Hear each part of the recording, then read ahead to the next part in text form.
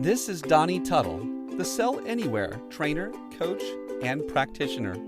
Welcome to the only podcast designed for the remote sales professional and the remote leader, helping you live with more joy, more freedom, and more productivity.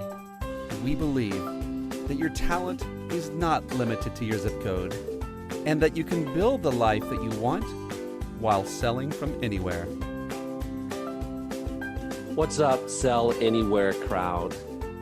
You know, I almost did not become a salesperson, right? Robbery to the world if that happened. The reason was, like many other people, was I felt like salespeople were slick, slimy, shysty, bad people looking for their own interests.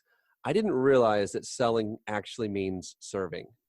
And today, I brought on someone that is not only is he serving with how he sells and what he sells, but I'm bringing on someone who is, we'll just say, selling for a cause. There's a reason, there's a heart motivation, there's a big why for why this guy does what he does, and he heads a team across different portions of America. He is often located in an office, but he goes on appointments like many of us do. But I want to introduce you to the one, the only, the awesome Matt Vettel. Matt, welcome to the show, my friend. Oh, thanks for having me, Donnie. It's great to be here. Yeah, man. Well, all right. So always at the beginning, I'd like to know where you're at geolocationally. Where is Matt Vettel? Yeah. What kind of office are you in, and where are you at in the world? Yeah, so I live in office out of St. Paul, Minnesota, and that's the headquarters of a ministry called Net Ministries, and we're a Catholic youth evangelization ministry. And we have this one office here in St. Paul, and we've been here for about 40 years almost. And it's a brick and mortar office. We have about 50 staff here locally, and then we have two satellite offices, one eastern office in Cincinnati, Ohio, and one western office in Los Angeles, California. Again, brick and mortar, a handful of staff members in each of those locations. All right. So Matt, tell us, what does Net Ministries do, and how does sales come into play with that?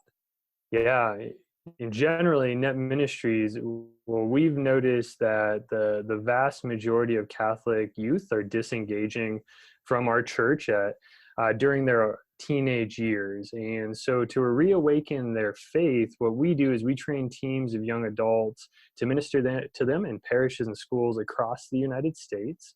And we've been doing this since 1981, and all together, our missionaries have reached over 2 million young people in that amount of time. And my particular role at Net Ministries is to work in our fundraising department. And I particularly, in my team, we work with individual donors one-on-one, helping them decide and discern giving and donating of their wealth and abilities to the work. And I've just seen a massive correlation between the work we do in fundraising, and particularly this one-on-one fundraising, meeting with people, asking them to support at a particular level. And it relates so well to sales. Man, I want to hear about this. This is really something that's on my heart, Matt. I was talking to someone in a completely different industry, and I told him, I think he deals with people in the trucking industry, and I said, hey, listen, here's what I want you to think of. These people with these companies, they are sick and they're in need of help. They just don't know it yet. And it's like, go beyond your mission. He's a member of the church. He's been on mission trips. But if we can see sales as a mission, I think for some of us, that can make a difference in what we're doing out there. Now, for you, I feel like that some people like it's almost the opposite. You've had to actually bring in the culture of saying, like, hey, we need to see this mission as sales. So talk to me about those correlations. How is sales, what has it done actually since you started mixing the two together in a blender, what has it done for your, for your donation, like, donation amounts Mhm. and in like, what are you seeing out there? Yeah, absolutely. Yeah, we have the advantage, me and my team, that, like you said, we have the cause and the mission under our belt, and for the most part, our staff members have served with us as missionaries in the past. So I served about 15 years ago in the middle of my college career. We traveled all over the country doing these youth retreats, and so we've lived this mission. So there's really not much else more important to go out and sell than the mission of Net Ministries to my team and me. And so we have that under our belt. But like you said, because we work for the church, it's not a particularly traditional sales environment. I think most people that have the inclination to go out and sell tend to go get secular jobs and then have their faith, as their faith that's kind of separated for them. And so what I've noticed though is if we can embrace traditional sales techniques and implement that in our fundraising strategy, it can dramatically change our bottom line. And I mean, me personally, I was kind of implementing some sales techniques, nothing too strategic though. And personally, I was raising almost $300,000, and within about a year or two of really digging into techniques and implementing it and just practicing practice is a big part of it, I guess I'd say. Mm. We increased, my numbers increased to about $500,000, and we've brought on a couple other fundraisers in that time, and their trajectory is heading toward that as well. Mm. That's powerful, man. Tell me this, Matt, in terms of like from what you were doing, and I really parallel this. A lot of the sales pros out there don't dismiss this and say, "Oh, well, I already know sales," and maybe you do, maybe you don't. It's not even about that because Matt was already doing a lot of sales things. But Matt, take us into the habits. Like, how did you actually, how did you first off see the importance of habits, and how did you make that a part of you and in what you were doing there? Yeah. So I'd say the biggest habit I've had is just looking at my time management. I've kind of been a team of one for a long time now. I've actually brought on some team members, and so I'm more than a team of one, but I'm responsible for them. And so when I don't have super close accountability, other than you got to make your goal or not, and then there's conversations if you don't. Um, my time management before was pretty organic. I definitely didn't have a weekly schedule. Kind of had a to-do list more than anything on a daily basis. And what I found is I'm naturally inclined to kind of put things off and kind of just take on the next thing instead of being able to really have a plan and discern what is the best use of my time. And so I kind of found myself at the end of the day and end of quarters and end of years, just finding myself, I made my goals, but I think I could have done more. I think I could have stretched myself a little bit more, but a little more focused. So now I do a weekly schedule that sets aside particular times for phone calling, particular times for team meetings, and it's helped me not get distracted by things that actually don't need to be tackled at all. And also put those like barriers that I actually do need to tackle, but put them in the right context. So I'd say for me, one big simple thing that's not really related to sales particularly is just time management. Mm. And then what's particularly related to sales is adopting things like scripts, things like closes, knowing those closes, knowing those scripts. We already had a presentation, but it was pretty fact driven, I guess I'd say. A lot of data dumping on people, and then just really direct asking. We kind of ask in the $5,000 to $20,000 donation range, as particularly me and my team, and so it's a lot of like, we're looking for people giving $5,000. Do you see yourself doing that? And we'd get a lot of really, it was just a lot really quickly for a lot of the donors on the other side of the table. They were generous with us and worked with us because of the mission. But time and time again, I was feeling like, man, this is really direct. And when we've learned how to kind of more gently have a series of closes, people are less, it's less abrupt, I guess I'd say. All right. So take us there, man. Script. Talk to me about script, the importance of script. I talk to a lot of people out there, and they say, and I've said this in the past, Matt, that, well, I don't want to be limited by a script, or, I don't want to be constrained, and, I don't want to sound like I'm reading a script. Talk to us about that, man. Yeah. Well, first, I've already mentioned practice. If we practice these scripts over and over and over again, they won't feel scripty. That's the first and foremost. So I think having a discipline to practice it, and then when you practice it, you start discerning within that practicing, oh, that sounded awkward. Why did it sound awkward? Are those not the right words? And it'll help you realize that before you're on a sales call and a phone call or a presentation. You start realizing in the moment that the script isn't very well thought out. And then secondly, if you don't have any script at all, you have some form of internal script that you're inclined to give. And I don't know about you or the listeners, but my internal script is usually really bad when I'm, off the cuff talking. And so I found if I can beforehand put my thoughts on a piece of paper, what I'm going to say, why am I calling this person, what am I asking them, how am I going to be direct, but like I said, not abrupt. We want to avoid really awkward conversations, and without a script, I tend to have a lot more really awkward conversations. What's up, you wandering slayer of sales?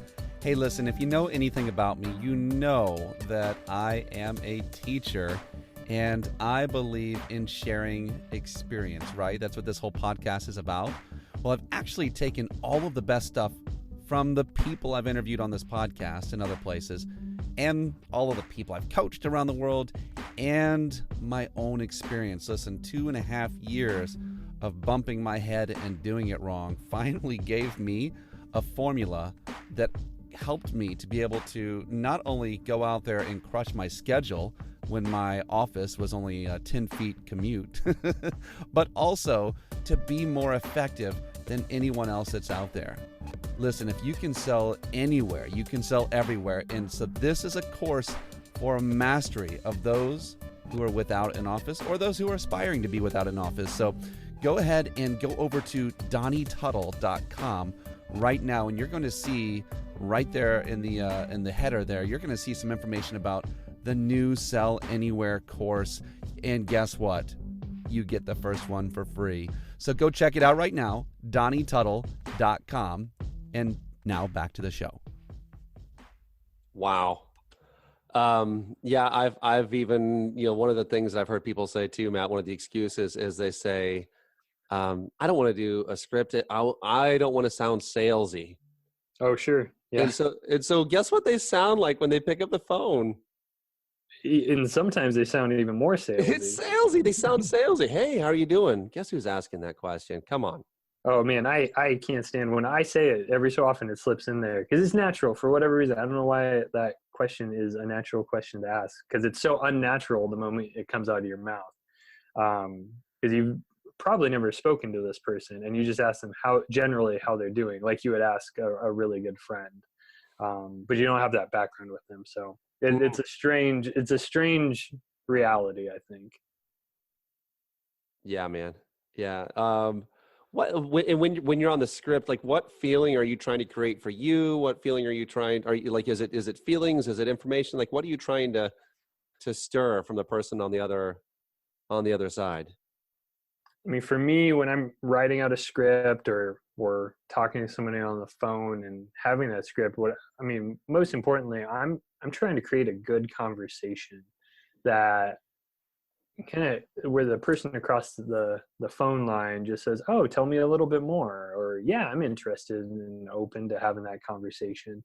Um, I definitely, because we're working with a mission, I 100%, yeah, I want to cast the vision of the problem. For us, it's young people leaving our churches at an alarming rate. I want to cast that vision. I want to cast a vision that we're doing something about that, which definitely does hit like an emotional, Mm. button, I guess I'd say. And, but I'd say even more importantly, I could set all that aside, and my goal is just to have a good conversation. I found not that I just keep people on the phone long enough, but sometimes they do tend to be, decent conversations.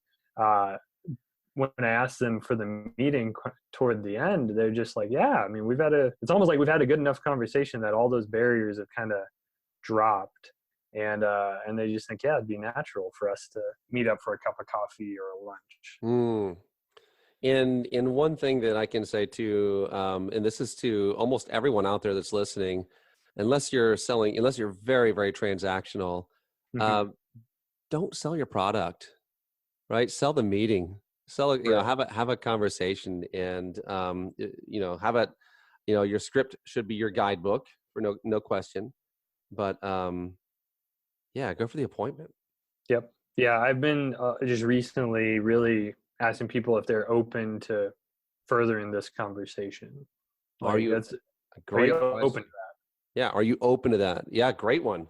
Write that one down, guys. That's a non-aggressive sounding way to be aggressive. Are you And there's open? really not a lot of people that are not open. Once in a while, they're like, "No, I'm not open to that," and you're like, "Oh, okay. Well, Yeah, that's you made a decision, so that's fine. I appreciate that." yeah, who wants to be not open, right? We all want to be open. So, awesome.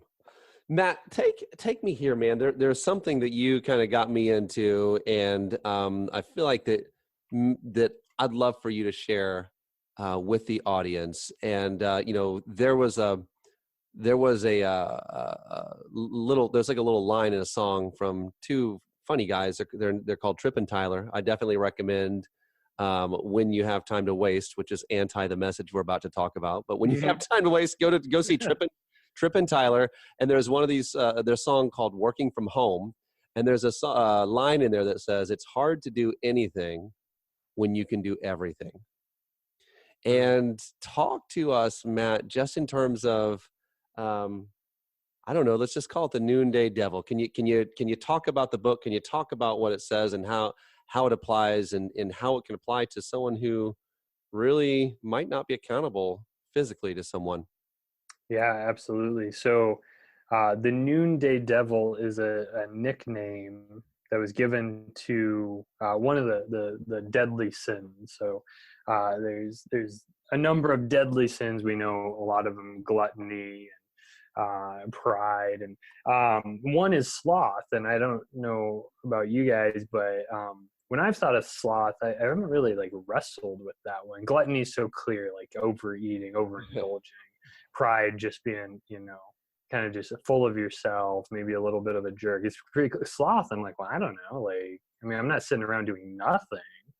But sloth, there's more to it than what I think I definitely thought of when I first kind of heard of that sin. And there's another word for it called acedia, and it goes a little deeper than this. And the concept is that when it actually, we can go super church, I guess, on us a little bit.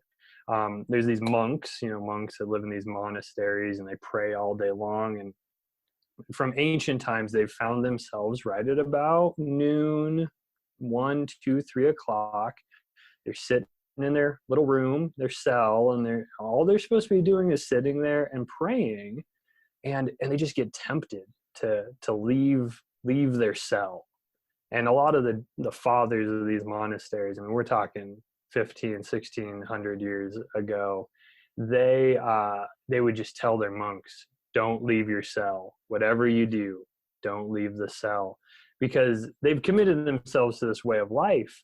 But that noonday devil rolls around every day, and they start venturing out, and they want to go to the garden, and it's warm in their cell, it's stuffy, they want to get out and get some fresh air.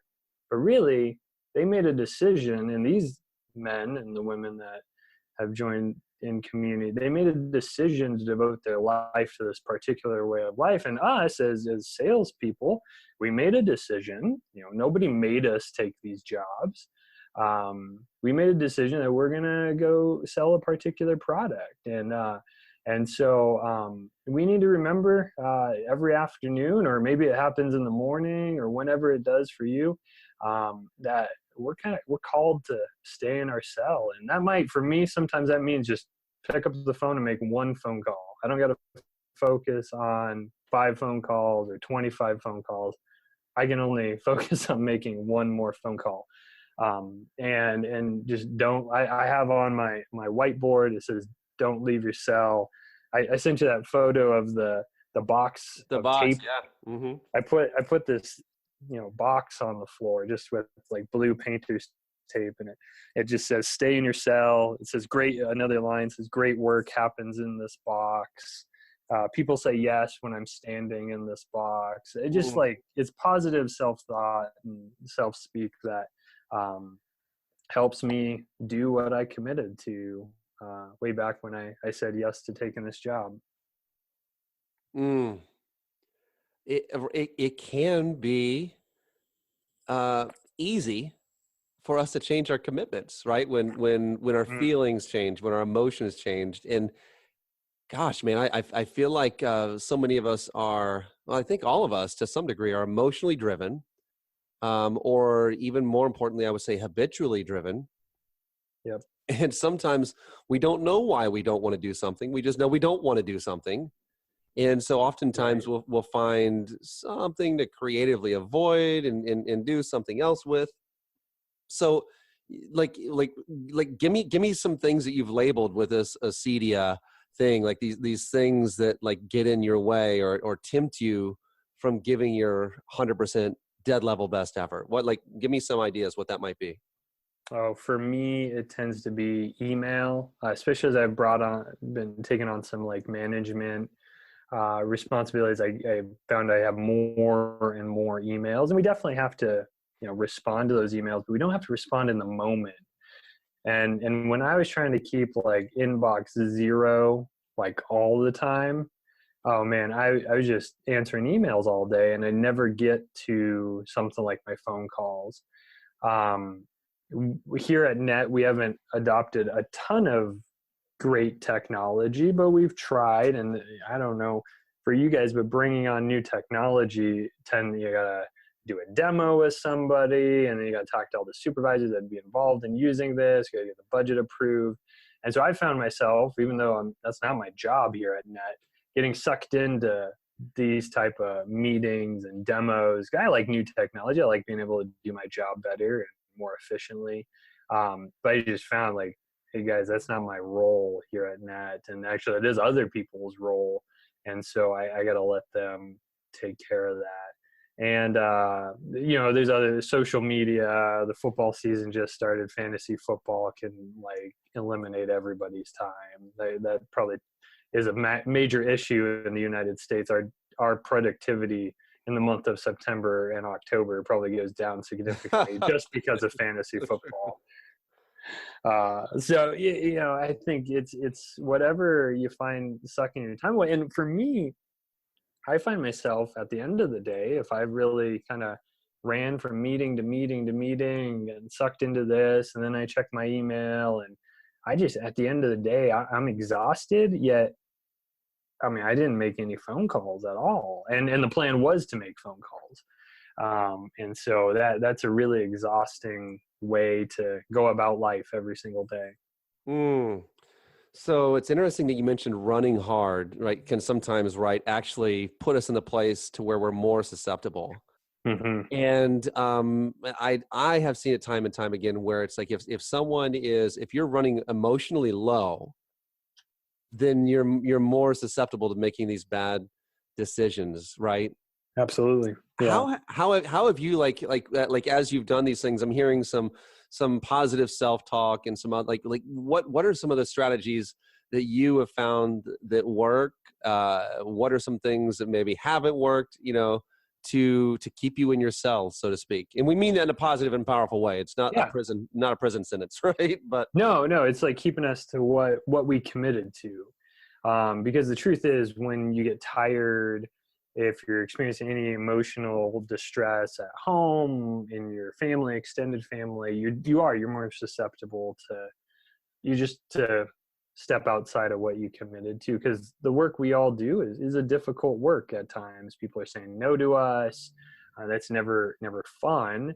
And so something, I mean, man, positive self-talk is by far the best thing we can do. If we can start our day off with some daily affirmations, if I have particular kind of negative things that keep creeping in, like, oh man, these people don't want me to call them, they don't want to talk to me, just writing that down, and then writing something positive, nothing made up. Not saying they're sitting by their phone waiting for me to call that, because that's not true. We are professional interrupters. And so, but just saying, hey, they've landed. We don't have any straight up cold calls, so everybody should know about us in some capacity here at Net, the people we're calling, and they generally like us, and so just landing on what's actually true has been helpful. I have a coffee maker in my office, like a espresso machine basically, and so if I can get myself a cup of coffee, that always kind of turns the day around. That's a particular caffeine power technique I have. I mean, I brewed a cup right before this conversation just to make sure I'm on my A game. And so I mean, there's some physical things we can do to get ourselves going. Okay, and you said you stand and you don't sit sometimes. Is that also? Did I catch that? That's right. Yeah. When I'm at my best, I'm standing, and so I definitely, that's a battle I have. I go time and time again standing, and then I kind of slowly. I've got a sitting option on my desk too, and I just find myself. And then once I start sitting, it's just I sit and I sit and I sit until I have to like wake myself up and get myself to stand up again. Do you ever like use purposeful breaks in your day, whether it's doing an activity that's more enjoyable or going outside, or do you ever employ breaks just to make sure that your emotional tank doesn't get low and you're not more susceptible to, the noonday devil? Mm-hmm. Yeah. Again, every hour, every couple hours, trying to go for just a quick walk is always so helpful, just to clear the mind. Don't sit on my phone looking at social media, fantasy football again. Don't look at that. Just walk. Helps me think. Some great ideas kind of come out when I'm doing that. So cool, man. So helpful on that. I don't know if there's anyone who's working from home that hasn't struggled with that at some point. I mean, it's just so easy to say, well, why am I working? I could just go, I could do this and I could do that. And Mm-hmm. we can justify, and those tiny little justifications take us away from really the promise that we made to ourselves and to other people. And those little actions build up into something that's really, I call it the habit of losing, right? Right. And so it's just dangerous. It's dangerous to play there. And thanks for the tips on what you've tried and what works for you.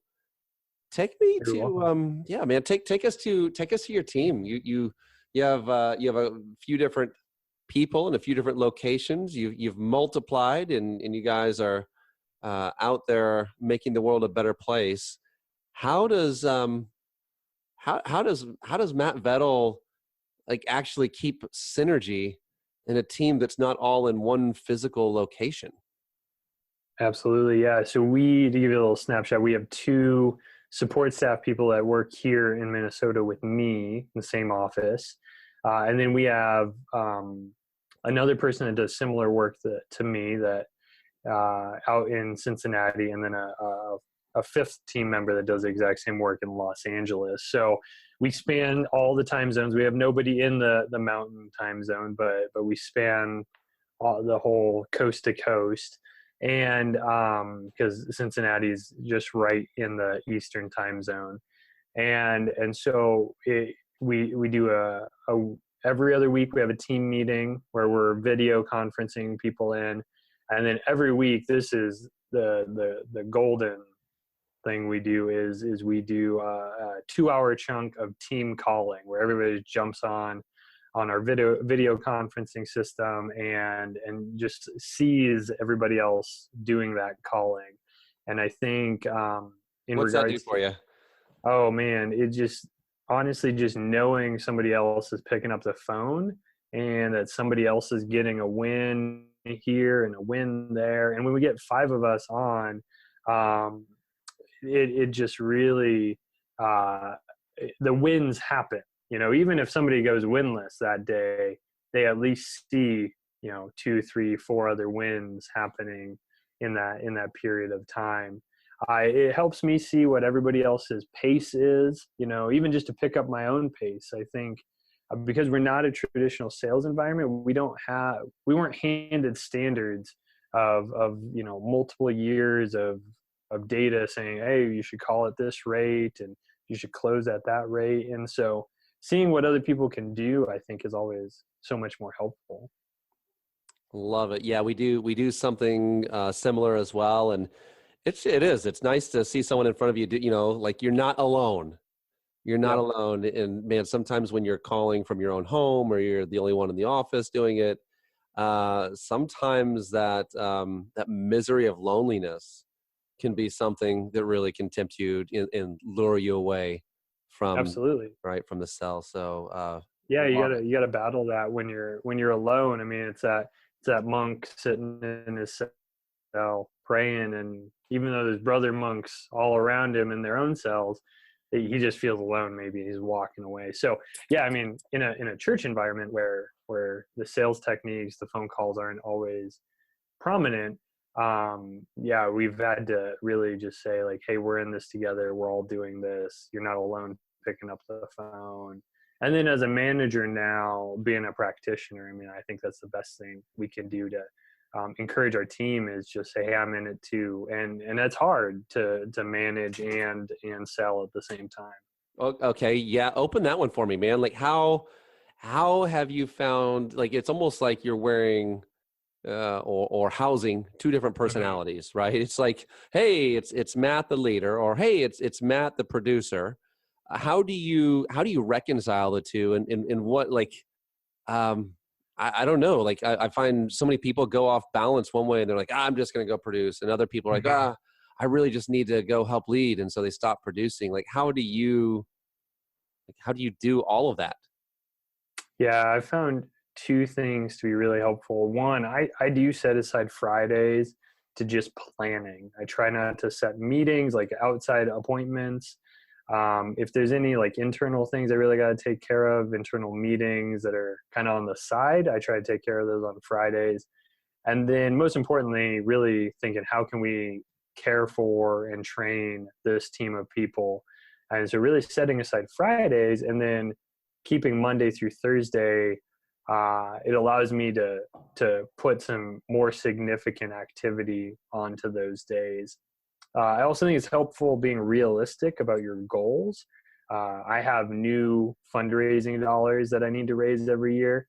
If I had the goals I used to have of new fundraising dollars, there's no way I could have those goals and continue to manage. So we've had to just ratchet down my new fundraising, new business, because I can't stay for me and our team, we can't stay at that capacity and bring everybody up at the exact same time. So I think being realistic about it, and if we crush it, then like, great, we crushed our goals and we adjust, and that's a great surprise. But if you feel the burden of this heavy goal and you're trying to raise everybody up, you get underwater really fast. This is solid, man. I think that anyone who is who's leading, from a different location than where their people are at, which is more and more people now, I think they can definitely Mhm. take from what you have been saying. Especially, I feel like that video conferencing part, just it builds community, and that's the one thing I think we can miss when we're at a distance, right? Right. Yeah. So, Matt, round us out, man. This has been some really good stuff. I'm really stuck on this acedia idea, and just anything that gets in our really in our way from, and it's not just really fulfilling what we're obligated to. Mhm. It's not just being stuck in a cell. I really feel like that there are so many things that keep a lot of us from developing into the person that we could be and we should be. Right. Can you take us out on here, man? I just want you to talk to the people. Like imagine now in the audience, thousands of people, right, stuck in this place where they don't realize what they're doing is that they left their cell, Mm. and I want you to talk them back into it, man. I want you to talk from experience, and let's punch acedia in the face Mm. one good time as you're on your way out. Absolutely. Well, I mean, what I'd say to everybody is just to take some time to reflect on what your call is in life. I think all of us have a calling, and whether that's a lifelong calling or just a season in life. I think for jobs, a lot of us, it's a season.